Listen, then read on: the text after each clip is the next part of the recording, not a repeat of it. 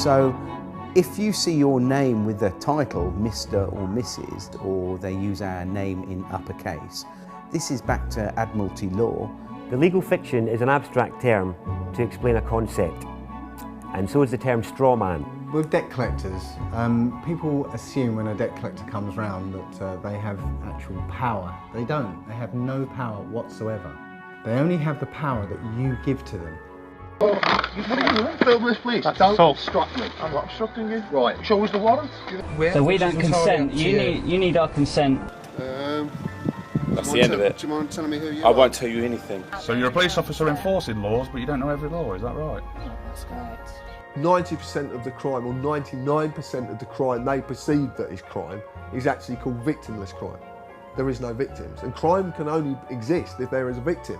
You know, we've seen police officers more interested in becoming debt collectors and enforcing policies, you know, such as speeding tickets and fines and things like that, because they're easy targets. Once you comprehend the difference between lawful and legal, and ultimately what your legal fiction strawman is, the fear of debt collectors, police, and authority just goes away.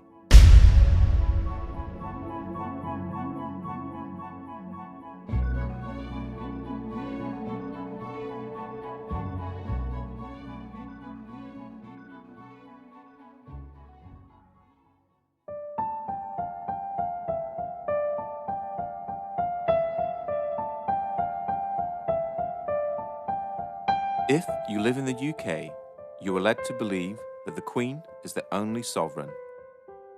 This is wrong. The Queen is given authority through the coronation oath. Her oath was a binding contract between the Crown and the people of this nation. This means that we, the people, gave her her sovereignty. And as everyone knows, you can't give away something you do not possess yourself. That means that each and every one of us is sovereign. We each have supreme, independent authority over our own flesh and blood human body. The problem is, we have forgotten we are powerful. We have forgotten that we belong to and are part of one of the most amazing species that to our knowledge has ever existed. We have become media obsessed, and in turn obsessed with our own appearance and the way people think about us. The TV is king, but now that is slipping to the constant need to be in touch with our friends. Everything is about fear. Fear of debt, fear of terrorism, fear of ill health, or fear of climate change.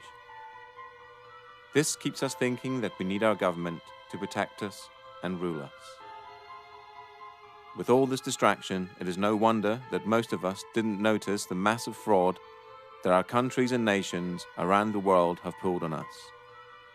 But as you will learn, government is a creation of man, and a creation of man can never be above man. They always need your consent, and this is where your power really lies. With knowledge always comes power, the power not to fear, the power to take a stand against anyone or any corporation that threatens you, the power to say no. It has been said that you need to know that you're in a cage before you can escape from that cage. Let's look into how you're being tricked and how your power is being hidden from you.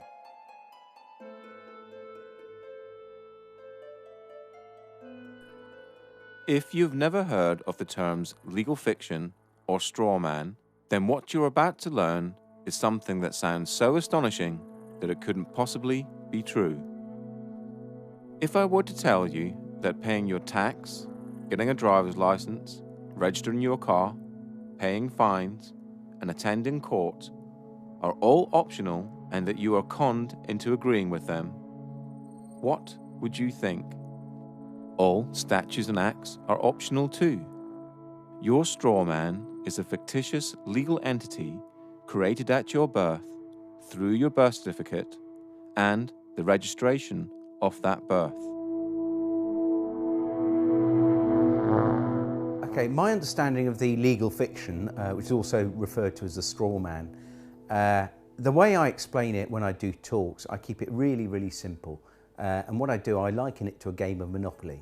Now, in a game of Monopoly, you actually have a little token like a dog or a battleship or a hat, you know, like a little top hat, and you move it around the board. Now, I believe that they actually give us a fictional entity which we can actually use or not use. And I believe this is and a lot of other researchers do as well, that this is your name in either uppercase or with a title. That when each person is born, whenever a human being is born, there's two entities. One is the real entity, which is the human being, the flesh and blood, and the other is a legal fiction, a fictional entity that is nothing more than a piece of paper, the birth certificate. Again, we're duped into believing that these are one in the same, and so we're tricked into representing the legal fiction, the straw man, that birth certificate. So when people get fines and things like that, it's actually consulting the legal fiction, the non-existent entity, the corporate entity that is owned by corporations. You have any interactions with the bureaucracy, okay? They're not interacting with you, they're actually interacting with your legal fiction, because they can't deal with a flesh and blood human. Yeah, they have to deal with another corporation. When you start to break down the words that we use and you start to look at the roots of all these words, and you actually look at what these words actually really mean, you start to get an idea of what's going on. The word corporation is very, very specific, because it's corp and oration, it's dead speak. So a corporation is something that's dead. It's an entity that exists only in a legal framework. It doesn't exist in any other framework at all. It only becomes an entity through legal mechanisms and legal means. In essence, when you were born and far too young to understand, a company with your name was created through your birth certificate. When your parents registered your birth, they actually created a company and handed ownership of that company and you over to the state. It is important to remember that your parents were tricked and had no idea this was happening. This is why the state can take children from their families and it not be classed as kidnapping. They own your child.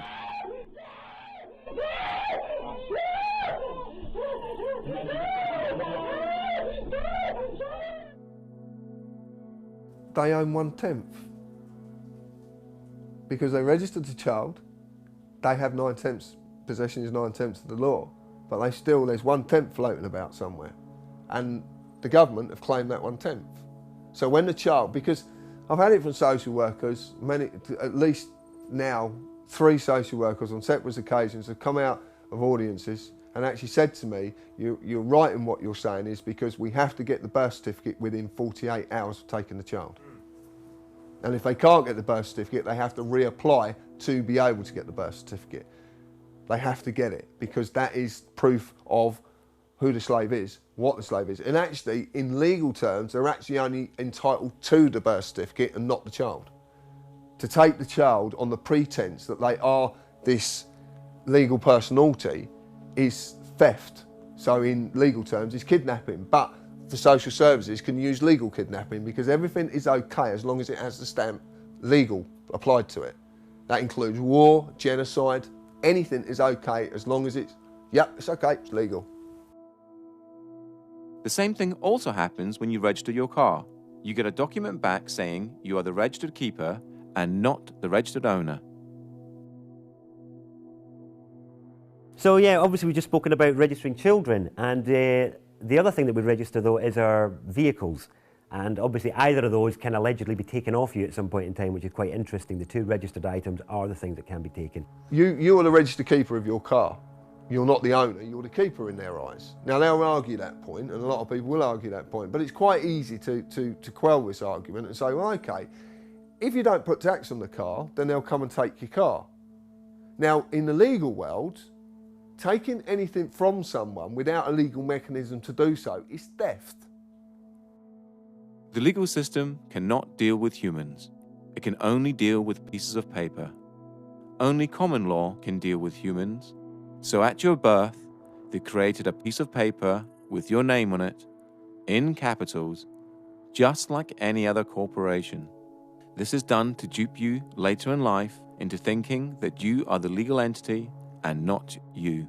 Then imaginary penalties and cost are imposed on the straw man, and you, thinking you are it, pay them.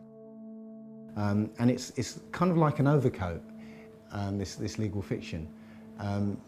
You know, as soon as you put it on, as soon as they invite you to put this overcoat on, and you do so, now they can grab hold of the overcoat and throw it in jail with you in it.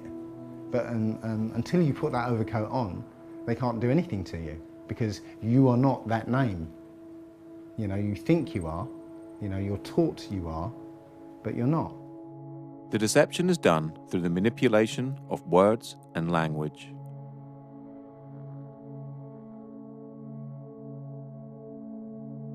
But that to me is legalese. It's just jargon that no one really understands, and because no one really understands it, no one ever questions it.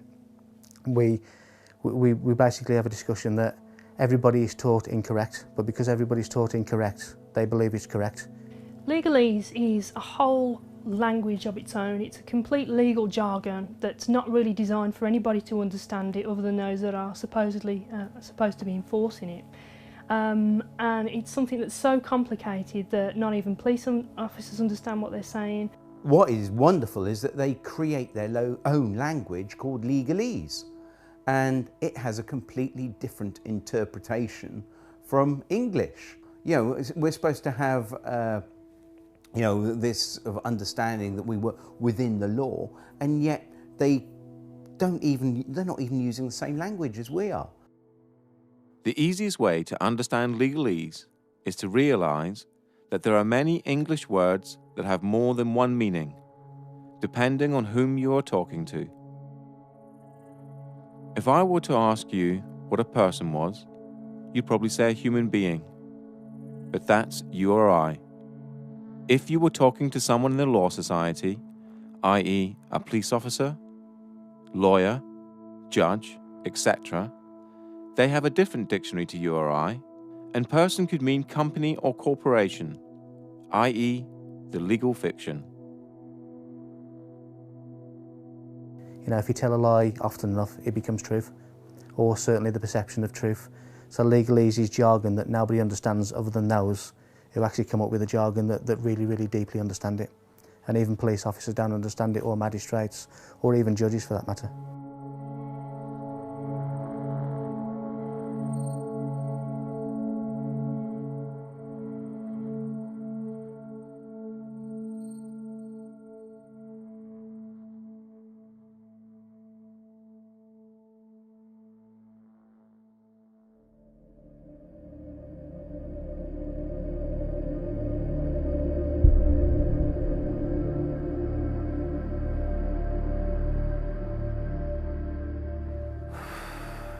Tax is probably the best way, the only way better than fractional reserve banking to starve a community is taxation.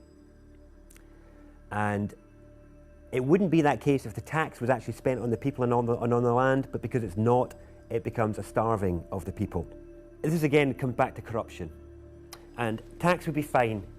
We'd be living in an amazing health service, incredible roads, all the rest of it, if all the money that went into the taxation pot was paid for what it was supposed to be for.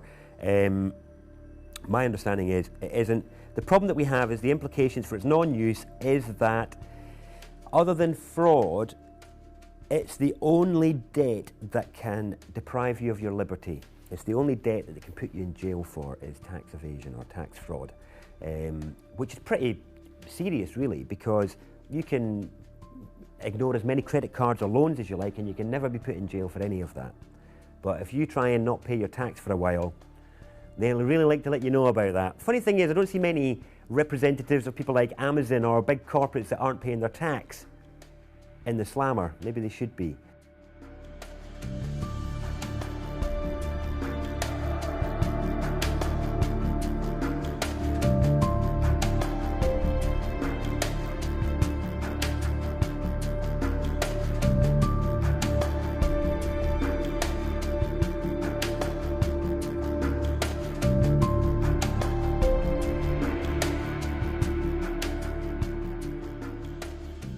Income tax in the UK first started in 1799 as a temporary measure to cover the costs of the Napoleonic Wars.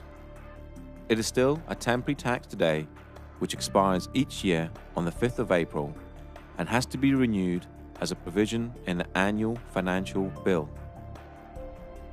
Income tax was withdrawn in 1816, but was re-established in 1842 and has stayed since. Because of this, human beings are the only creatures on the planet that pay to live on it. The government does not own the product of your labor. If they did, you would be a slave. Since they do not own the product of your labor, then taxation can be defined as theft, or more accurately, extortion and blackmail. No man can own another, so no man can own the fruits of another man's labor. Most people will argue that it is a necessary evil and that it's legal because the government say that it is. How else would we pay for hospitals, police, roads, and so on? Well, reaching into your own pocket to help a good cause is noble. Reaching into someone else's pocket under the threat of force is despicable. Here is a quick analogy. I run a construction firm, and I knock at your door and demand £10,000 to build an extension, or I'll take all your stuff and throw you in a cage. Essentially, that's what the government do when they tax you. They say they're going to supply you with services and protect you, but if you don't pay them, just like the mafia, they are the ones that come after you and use force and violence to get the money out of you. The trouble is, most people never look at these situations from these angles, and so rarely see the deception that is constantly being pulled over our eyes. A large percentage of all the tax you pay is used on war, bailing out the banks, and paying off the national debt. It has been calculated that 47% of all your income is spent on tax. You work 5 to 6 days a week and get to keep 54% of your wages. Then you have to pay for your mortgage or rent, gas, electricity, water, food, clothes, and that's just the basics. No wonder both parents have to work and work constantly, unlike families of just 50 years ago. You are a slave, and you're in a metaphorical cage that, just like Neo, you cannot touch, taste, or smell. A prison created by the mind of man. Governments essentially run human farms and feed you the perception of freedom. Governments do not make money within themselves. The government's primary function is to trick money out of your pocket and feed it into their business, so they can carry on with wars, deception, and human farming, all in plain sight.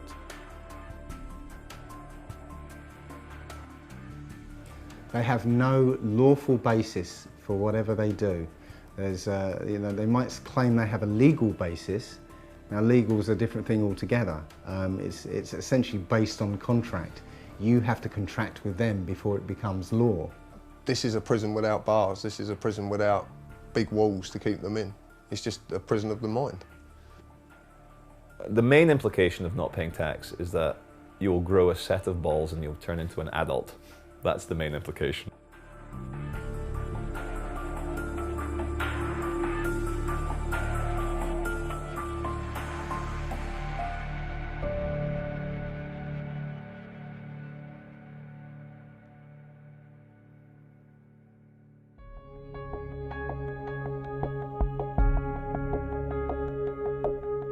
The three functions of money are distinguished as 1. A store of value or purchasing power, the ability of an item to hold value over time.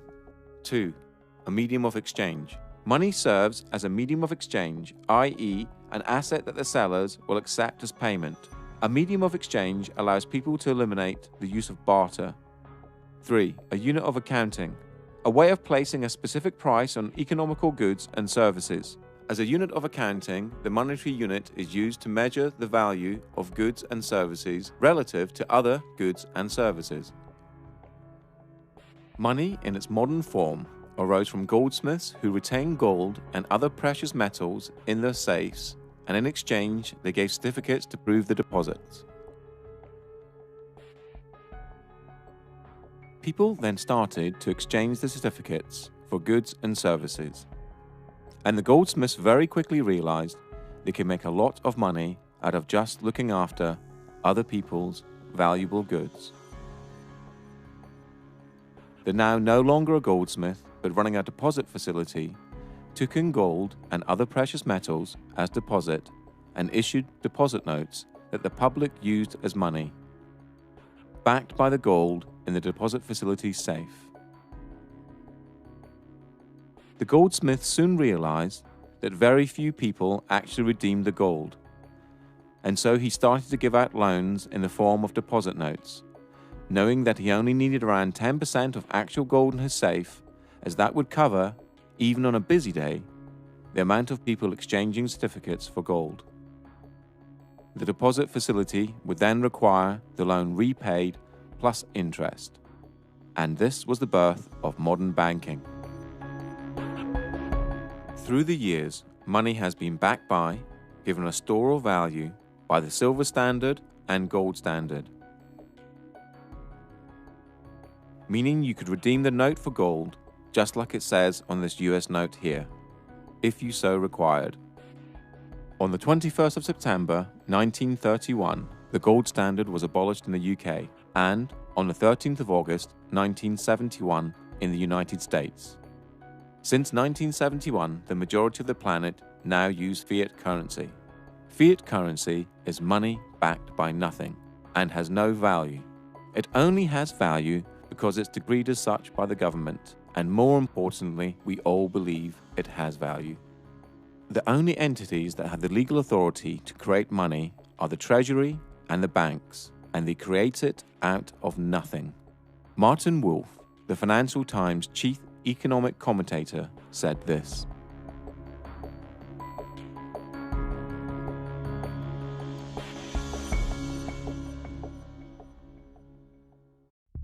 only 3% of money is physical and 97% is electronic, and this electronic money is completely controlled by the banks. To repeat again, the banks create money out of nothing and then lend it to you and ask you to work using the most precious commodity on the planet, your human energy, to pay back the loan plus interest. Money is essentially a claim on human labor and can also be defined as debt. A debt is created for you to pay back. So why don't the banks just print money and get rich that way? Well, because they need you. They need you to create a promissory note in the form of an agreement. A promissory note is a species of money, and when you complete and sign the agreement, the document now has value, just like a banknote. So, at the heart of money lending is a massive fraud. You create the money with the authority of your signature and the creation of a promissory note that the banks then securitize, making them more money. Then the bank makes you believe you have borrowed the money and requires you to pay it back plus interest. Please remember this when you get to the section about debt later on in this documentary. During this documentary, you will hear people talk about promissory notes and bills of exchange. A promissory note is a promise to pay and is created by you, the debtor, and a bill of exchange is an order to pay and is created by the creditor. And they both have value. The way I try and explain the whole crux of the financial system is what I normally do when I'm doing a talk. I have a little bag of marbles and I have 10 marbles in there if I haven't lost one of them. And so what I do, I sort of get the marbles out, show everyone, right, 10 marbles, put them back in the bag. I say, right, is there anyone here that can get 11 marbles out of this bag? And they're all looking at me like I'm mad. I say, well, that's how the banking system works. It's absolutely crazy because what they do, they create a certain amount of money, but then they want more back. But hang on, that interest that they want more back doesn't exist. It can never exist. So two things have to happen as a result. one thing, the supply of money, or marbles, whatever we're talking about, has to increase. And not only does it increase, it has to increase exponentially, more on top of more. So it's basically, the curve is going up and up and up and up. The other thing that happens is people are always, it's like musical chairs.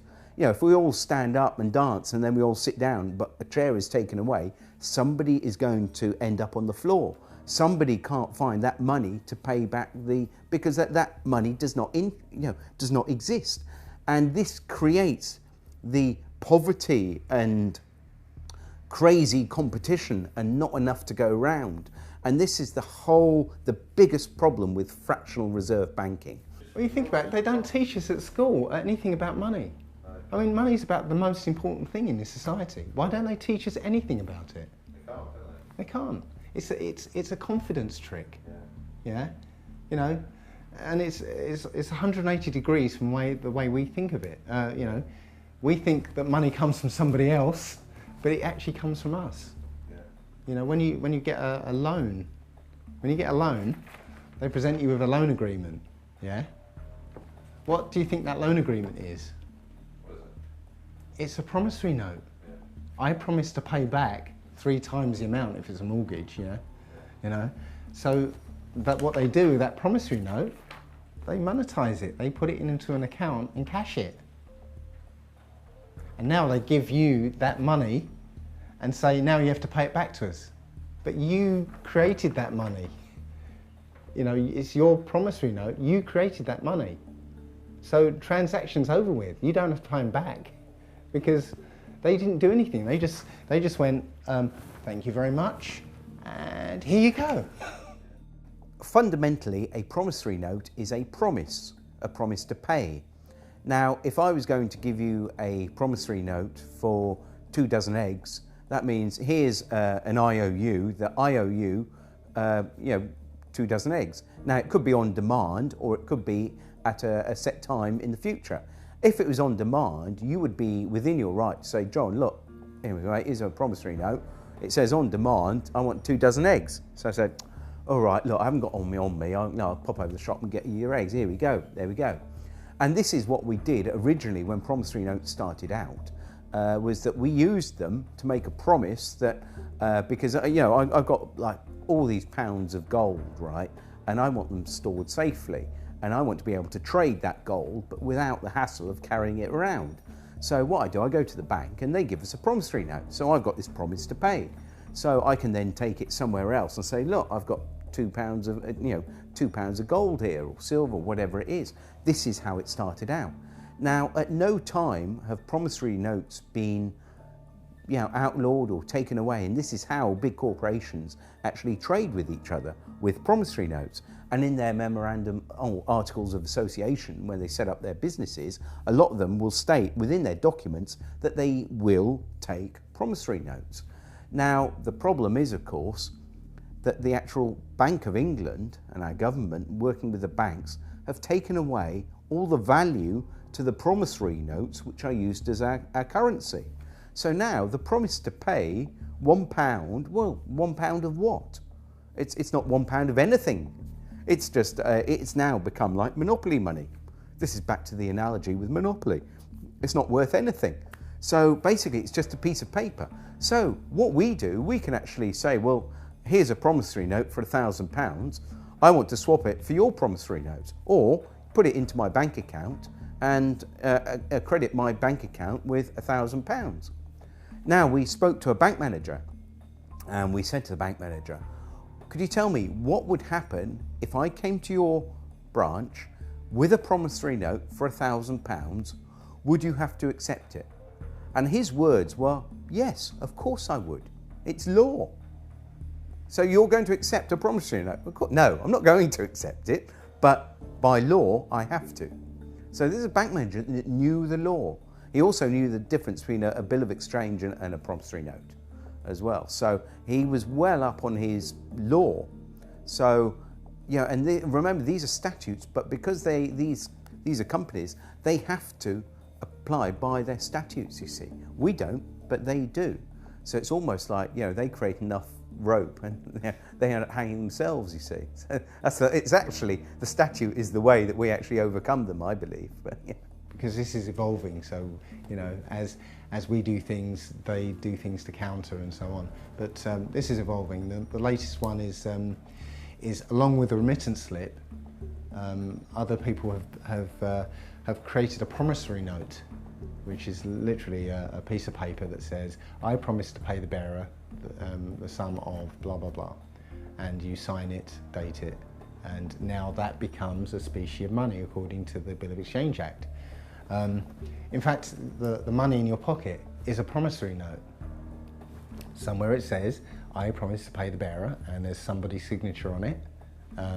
And it's actually an invalid promissory note because it's not dated. Or actually, that's wrong. That's actually wrong. It's on demand, so it is dated. It's not actually getting away with stuff. This is the thing you've got to get out of your head, because what's really happening is they're getting away with it. Yeah, no, you're right. Yeah. Yeah, you're just coming back into your power, and saying, no, I'm not going to give away my signature anymore. This is what you're doing. Your signature is the most powerful thing on this planet. Yeah, your signature is worth an unlimited amount. And this is the thing we don't realise. We have the power. You can go into a bank, okay, and come away with £100,000 as a loan, yeah? What do they take from you for that £100,000? Your signature. Your signature. Just your signature. You see the power of that signature now, yeah?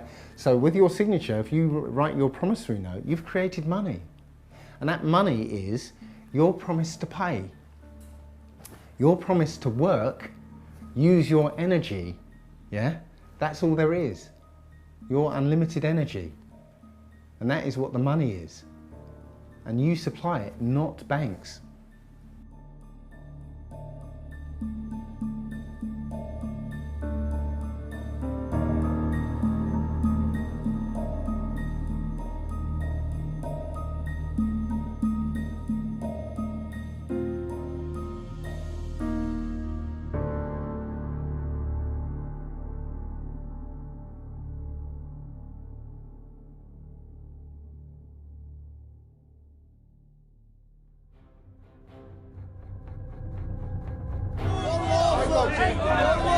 Don't assault me! Don't assault me! Walk back! Don't assault me! Walk back! Am I free to go? Listen, mate, I'm asking the questions. You're the public servant. Will you take your hand off my car, please? Thank you. I do not consent, officer. I don't consent to a mental promise breaching the peace. But I am sovereign over my human body, and I do not consent to any search. I do not consent to any authority you feel you have over me. I am a sovereign British citizen, and I do not wish to be searched. I am the county court bailiff. No authority. Excuse me, it's our right to film you. It's our right to film you. Yes, it is. Under what law are we not allowed to film you? Because I'm asking you not to film. Yeah, but you have no authority to tell me not to film. Because we're in a public area. James Parisi with the Quincy Police Department. What is your name, sir? That's good to know, sir. Yeah, what is your name? Well, I don't think that by law I have to identify myself if I'm on the sidewalk minding my own business and there's no laws being broken. You said, look, mate, I can't give you the full section. Can't give you the full section because you can't expect me to know it. Is your words, yeah? And I'm saying, well, if I can't expect you to know it, you can't expect me to know it. Can you show us a warrant, please? I think we've got a warrant for arrest. Can you show us a warrant, please? Show us your documentation. Show us a warrant, please, with a wet signature.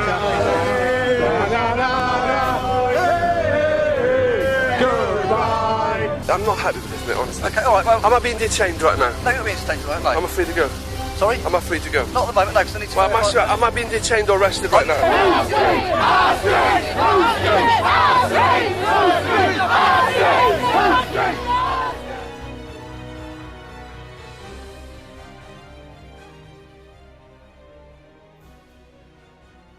The difference between lawful and legal, as I see, is lawful relates to common law, the law of the land, the law which governs all people, the original law, which is quite straightforward. To me, it's a case of don't cause any harm or loss or damage to any person, and don't cause that to happen to anybody.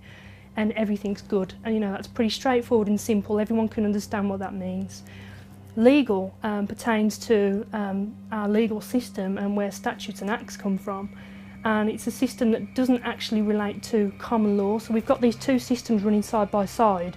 We've been fooled into believing that they are one in the same, and so when police are policing the streets, we're enforcing policies, acts and statutes which, when looked into, are not actually necessarily lawful. Common law is the law of the land, and laid down over centuries of court cases in front of juries, humans making law for humans. For the severest measure of punishment. Common law pertains to lawful, and anything outside of lawful falls under the legal or no system at all.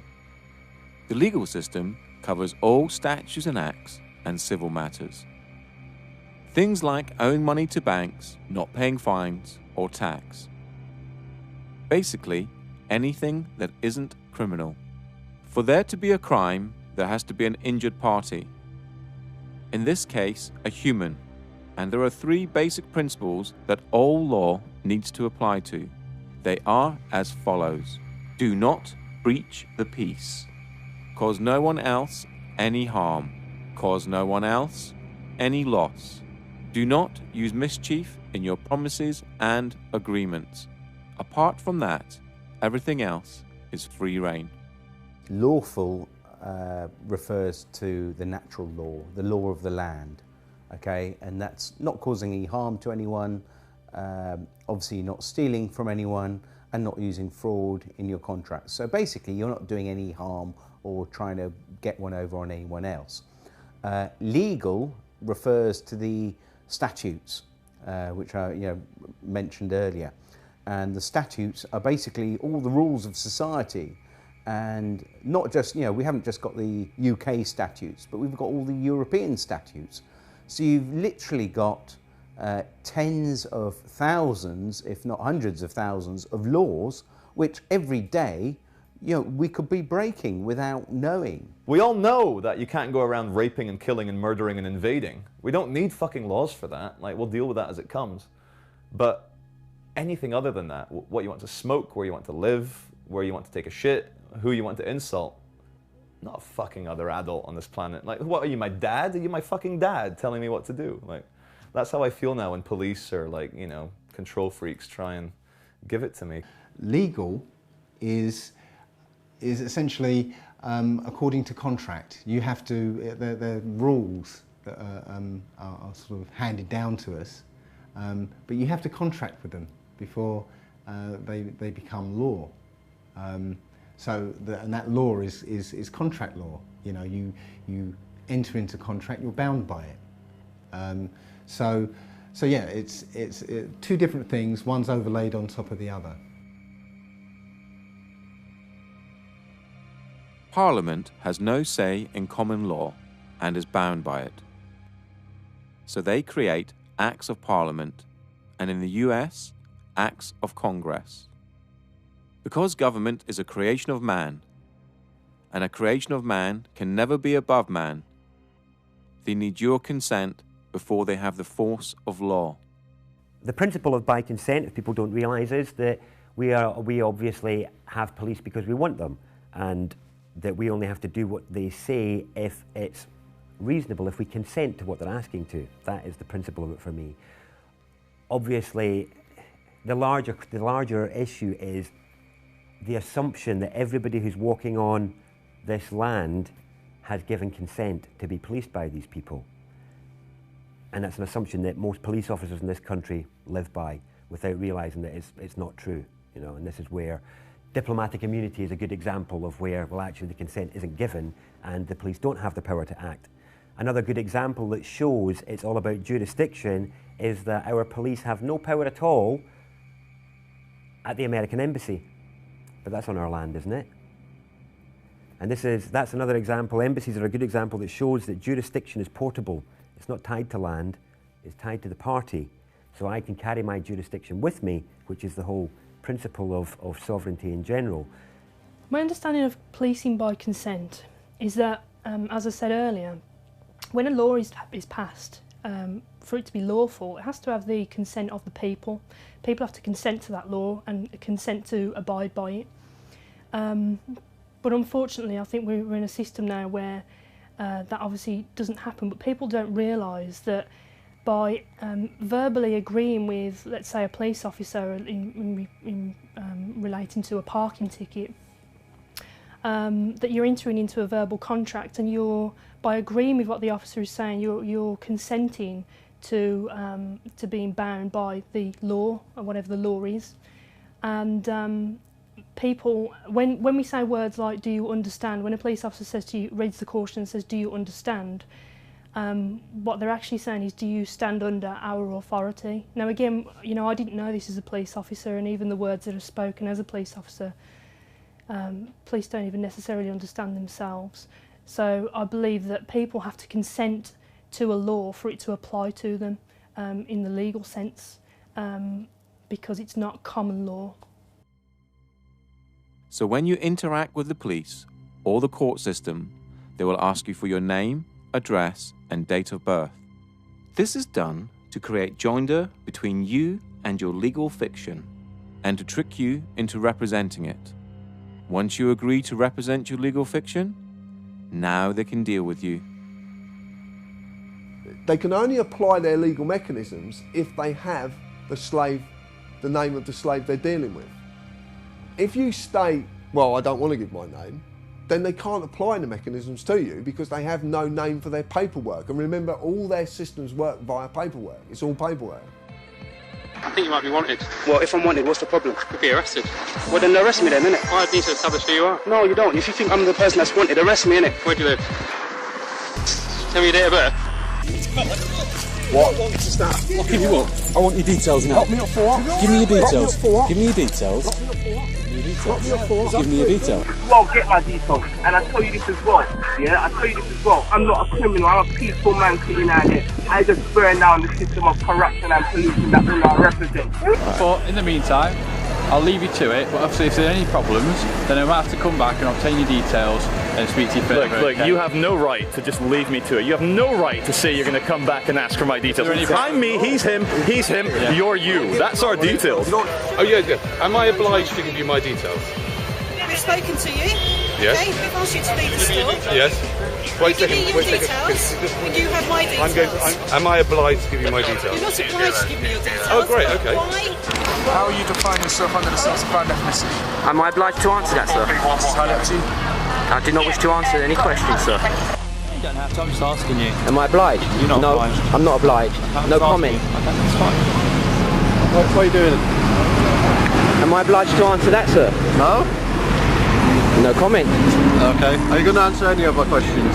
If I'm obliged, I will, but if I'm not obliged, then I won't be answering any questions. Oh, that's fine. Are you going to tell us your name or not?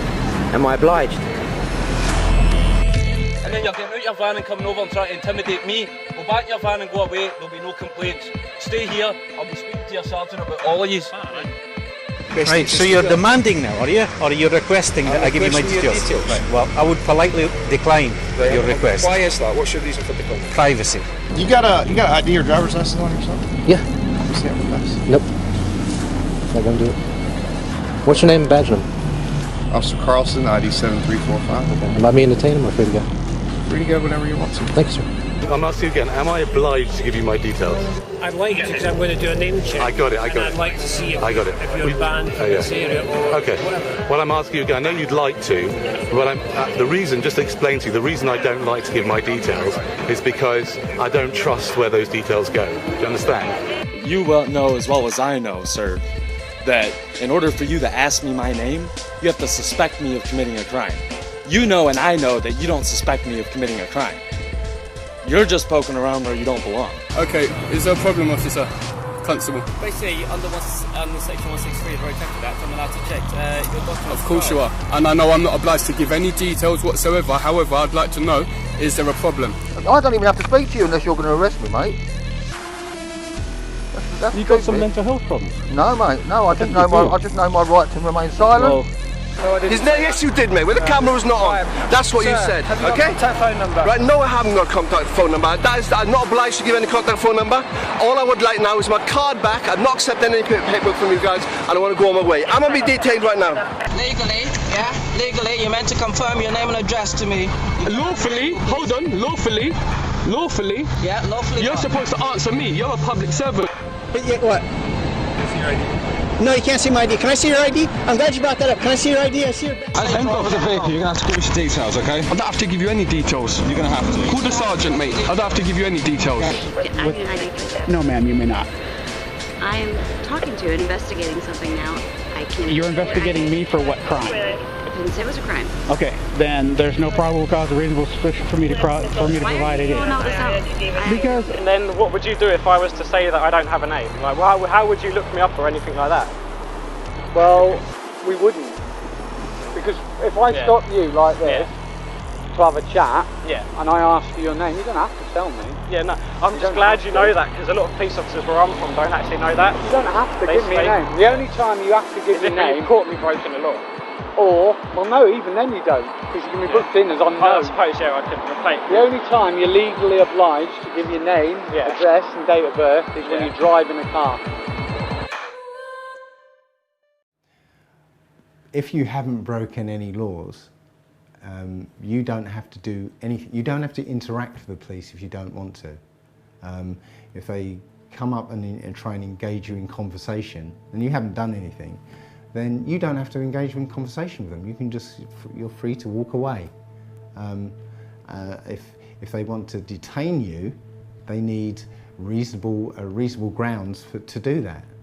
And if they don't have reasonable grounds to do that, then they're actually in breach of their oath, and they're liable. With statutes and acts, the consent of the people, those are the people that's there to govern, has not been obtained. And so, you know, it's frowned upon. It's very much a grey area, and police are being used to enforce statutes and acts of the legal system, and not really understanding what that means and what it means as a police officer to police. I believe that Black's Law Dictionary states that a statute is a legislative rule of a society given the force of law by those who consent.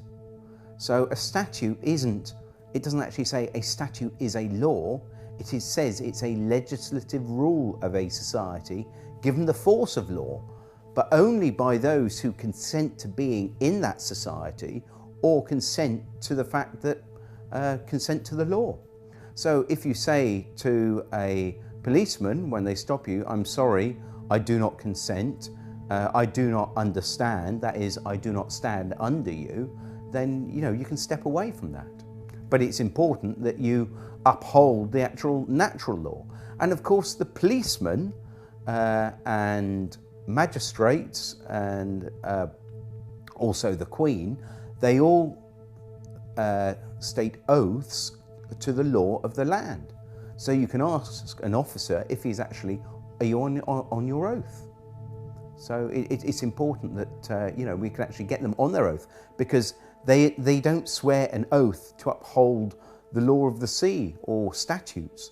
They swear an oath to uphold the law of the land. If you're pulled up by the police and the police say to you, can I have your name? And you say no, which officially you don't have to give your name. It's actually on the Metropolitan Police site itself. It actually says you don't have to answer their questions. But if you don't answer their questions, they're going to do one of two things. If you get a good copper, they're going to go, okay, not a problem, you haven't really done anything wrong, we'll leave you alone. You get a bad copper, then you're going to get dragged to the floor, roughed about, cuffs on, you'll be dragged down a station where you will be bullied and coerced into giving your name in the end.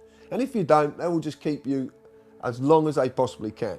To lock any human being in a room that they can't leave, and especially in a room that has the very, very bare essentials, is torture. So remember, if you haven't broken any laws, no one has the right to tell you what to do.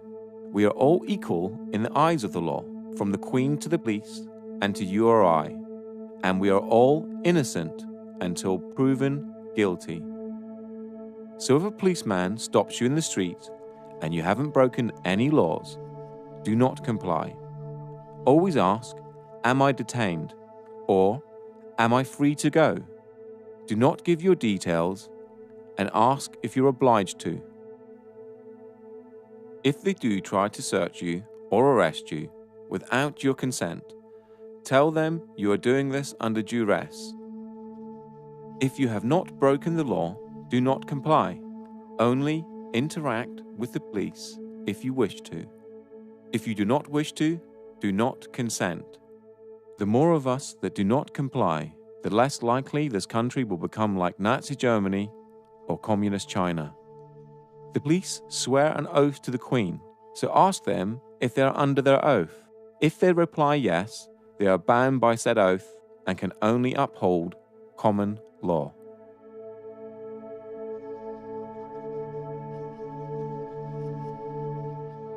This is certainly the most updated.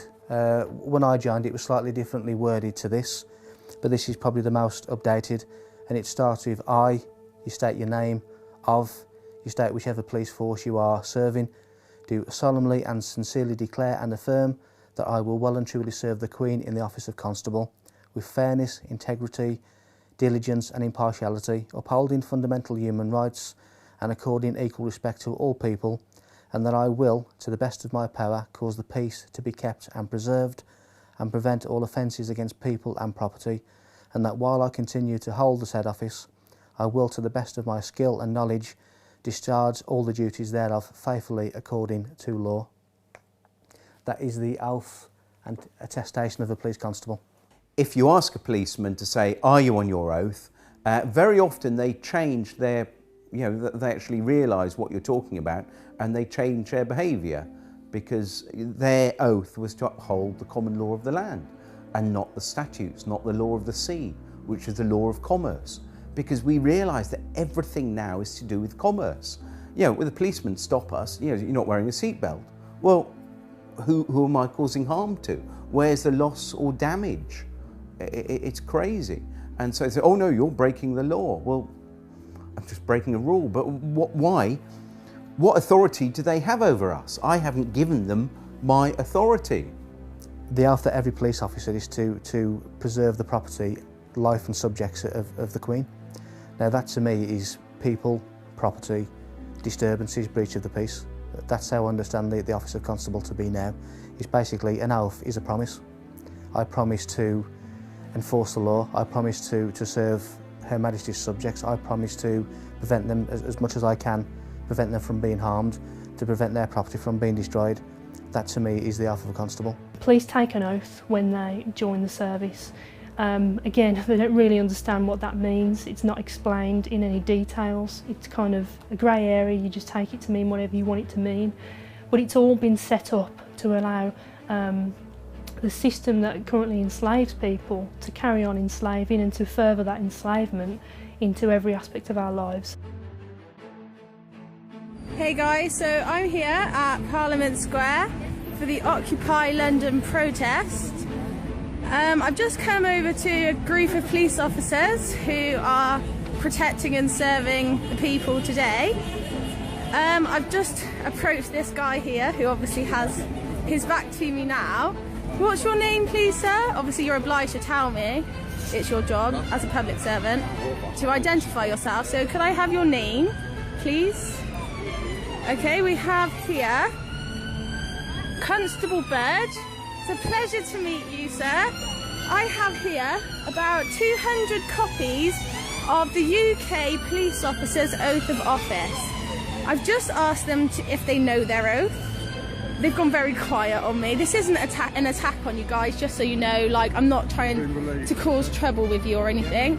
I'm just trying to make sure you do your job properly, obviously. I mean, some emergencies just come up, so I'm going to follow them just to see why they're avoiding my questions. I think we all know it's because they don't know their oath. But I'd like to offer them a copy just to see if they will remember why they became police officers, which was obviously to protect and serve the people of this country. But if during their programming and their training and stuff have forgotten who they actually went into the job for, I'd like to remind them. So I still have the oath in my hand. Look, you can see all the copies. They're walking away from me. They don't want to hear it. My aim at this protest is obviously to help the police remember their oath, to remember what it is that gives them this authority in the first place, and hopefully they will honour humanity and uphold. Let me just read their oath to you guys. Look, they're really walking away from the square and everything. They don't want to hear this at all. I, so-and-so of wherever, do solemnly and sincerely declare and affirm that I will well and truly serve the Queen in the office of Constable with fairness, integrity and diligence and impartiality, upholding fundamental human rights and according equal respect to all people. And that I will, to the best of my power, cause the peace to be kept and preserved and prevent all offences against people and property. Sorry, where was I? Prevent all offences against people and property, and that while I continue to hold the said office, I will, to the best of my skill and knowledge, discharge all the duties thereof faithfully according to law. So could you now recite that back to me? This is going on the internet, by the way. Not even an acknowledgement from them, guys. This is what we're dealing with. They've just completely ignored all attempts and walked off to their van and gone away. What are we supposed to do? I'm not giving up. I've got about 200 copies of their oath of office that I'm going to give out to them, and I'm going to ask them to uphold it and say, will you honour this oath and remember why you started this job? And hopefully, fingers crossed, some of them remember that it's the people that they work for. So wish us luck, guys, because we're on a mission to convert these guys to truth and love. Wish us luck. Namaste.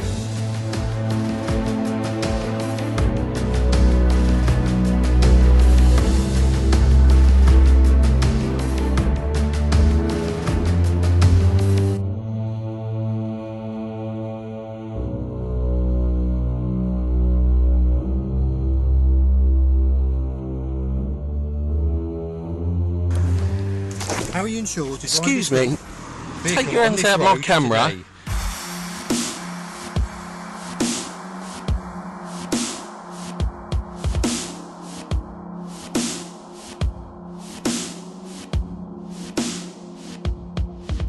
So I've seen many sorts of videos on YouTube and the like recently where people have been filming encounters with police officers, and they've basically been told that they can't film. Well, if you look at the Metropolitan Police's official website, it actually states that you can film police officers.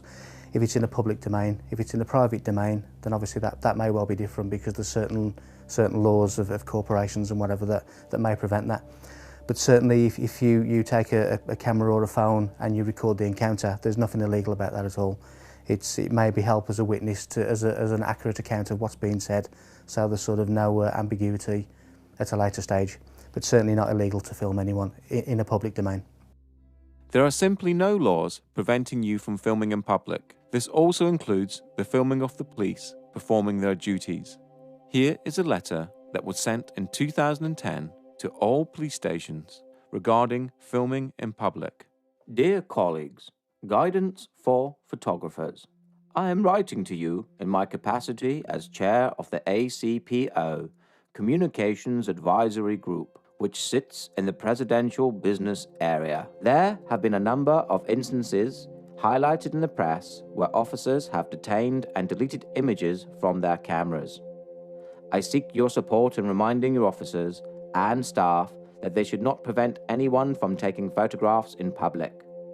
This applies equally to members of the media and public seeking to record images who do not need a permit to photograph or film in public places.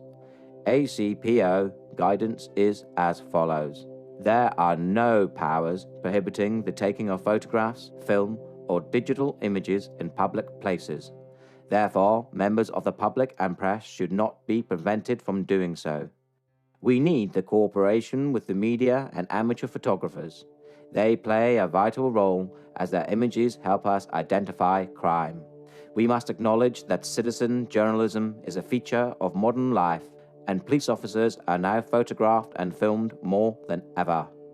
Unnecessarily restricting photography, whether for the casual tourist or professional, is unacceptable, and it undermines public confidence in the police service. Once an image has been recorded, the police have no power to delete or confiscate it without a court order. Yours sincerely, Andrew Trotter, Chief Constable, Chair of ACPO Communications Advisory Group.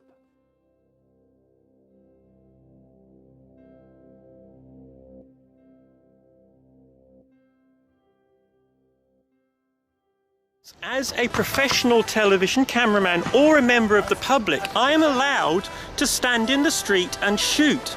I don't need 4 police officers or wardens or whatever you are when I stop to do this. This is absolutely bloody ridiculous. And I'm fed up with every single time that I do this of being stopped and being questioned and being treated like some kind of criminal.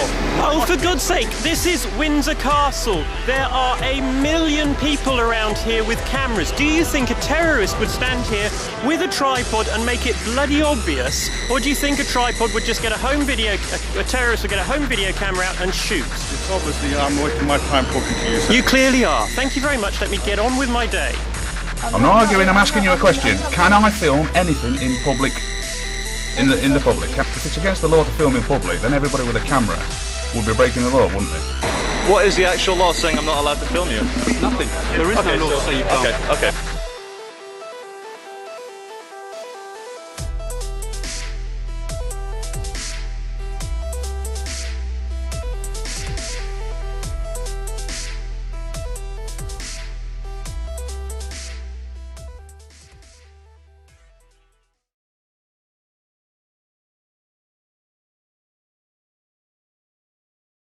There is only one act that gives police blanket powers to search the public, and this is Section 60 of the Criminal Justice and Public Order Act 1994.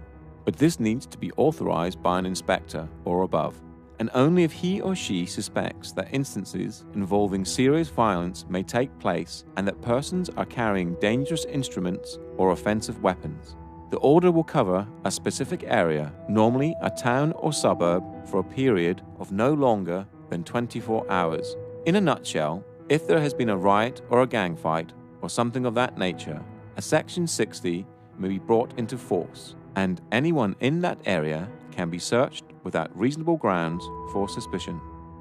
All other bases for searches need reasonable grounds for suspicion, and they must follow Go Wisely. Officers conducting a stop and search will work through a process called Go Wisely. If officers do not follow Go Wisely, they leave themselves open to an assault allegation and the search itself being unlawful. The police currently have over 20 stop and search powers. They are mainly for weapons, drugs, stolen property, or articles intended to damage property. Those made using powers from Section 1 of the Police and Criminal Evidence Act, commonly referred to as PACE searches, are the most common.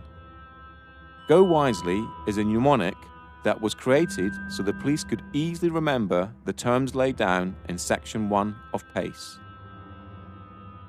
Section 1 of PACE is the foundation document for all searches that require reasonable grounds for suspicion. In this modern age, it is very easy to download the documents from the website supplied, such as Section 1 of PACE, a breakdown of Go Wisely, etc., and keep them on your mobile phone, so if you do ever have an encounter with the police, you have evidence straight away to show them that you know what they require to make the encounter legal. If a police officer insists on searching you, do not resist. It will only end one way. Tell the officer that you are alarmed and distressed and you are being searched under duress, and make it very clear that you do not agree with the search and only sign the paperwork if you want to. Signing the paperwork means you agree to being searched. Take a lesson from the previous section and always film your encounters with the police. This tactic works twofold. Normally, when you pull a camera out, the police completely change their attitude and work to a more professional standard. Secondly, you have evidence of the entire encounter in case the police officer tries to make any false allegations against you. If you are being searched under the Misuse of Drugs Act 1971, the police officer must comply to go wisely as laid out in PACE Section 1. The root power for the search comes from PACE Section 1 and they must adhere to it. If the police do not follow PACE Section 1, then the search can be considered unlawful and an assault charge can be filed against the officer or officers, as with R v Bristol 2007, where the police refused to give their name and the station they were dispatched from. From the mnemonic, go wisely, the most important aspects for you to question are grounds, object, and lawful reason. Ask the officer what are the grounds for the search and the object of the search, what he thinks he will find, and what laws allow him to do this. This is important because the police have to justify why they have stopped you and record this, and asking the questions makes it harder for them to stop you without reason. The point to all this information is, the police cannot search you unless a Section 60 is in place, without reasonable suspicion. You can, in such cases as a drug search, refuse by not giving consent, as laid out in the Drugs Act 2005.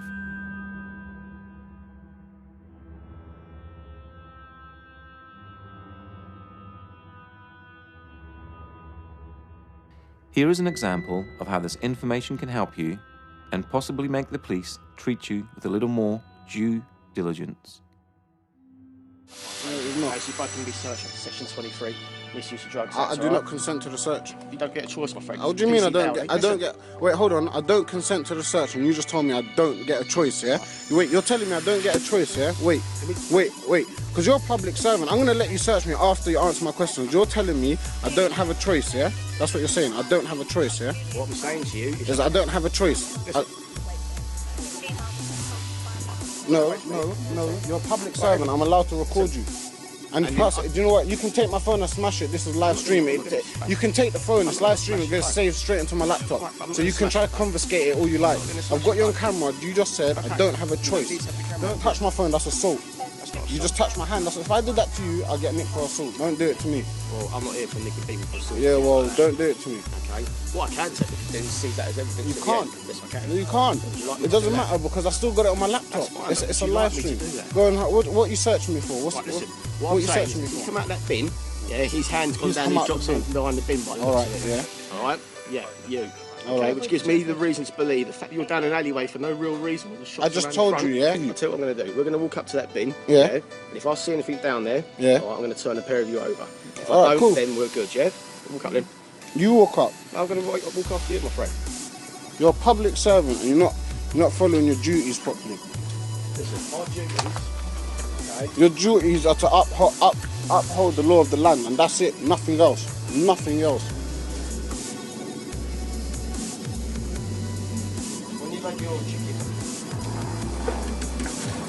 You're not obliged to tell them, but we don't have to tell them. And I'm telling him the law, innit, just in case he doesn't know. He doesn't have to tell you. I will not calm down. You don't have to tell them your name, Phil. If you want to, you can, but if you don't... Yeah? You never found nothing, you're not going to search me, that was your deal, innit? Yeah, that's my deal. Cool. And now I need to ask you a question. Are you working in accordance to the oath that you took to become a police officer? I need to answer that question. Of course you do. You're a public service. You're a public servant. You have to answer all questions.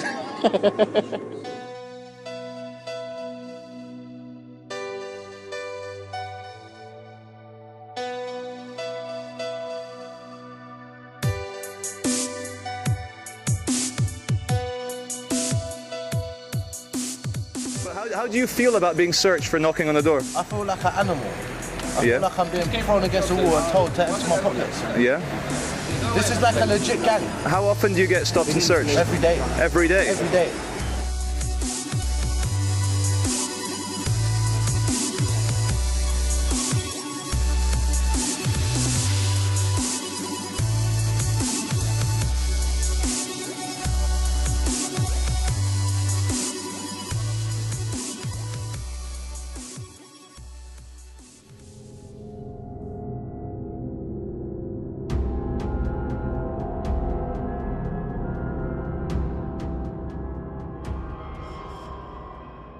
If you are being stopped by the police under Section 163 of the Road Traffic Act, which allows the police to stop a person driving a mechanically propelled vehicle, you could argue that you are not a person and that you're not driving, you are just travelling, which would all be true but will probably get you nowhere.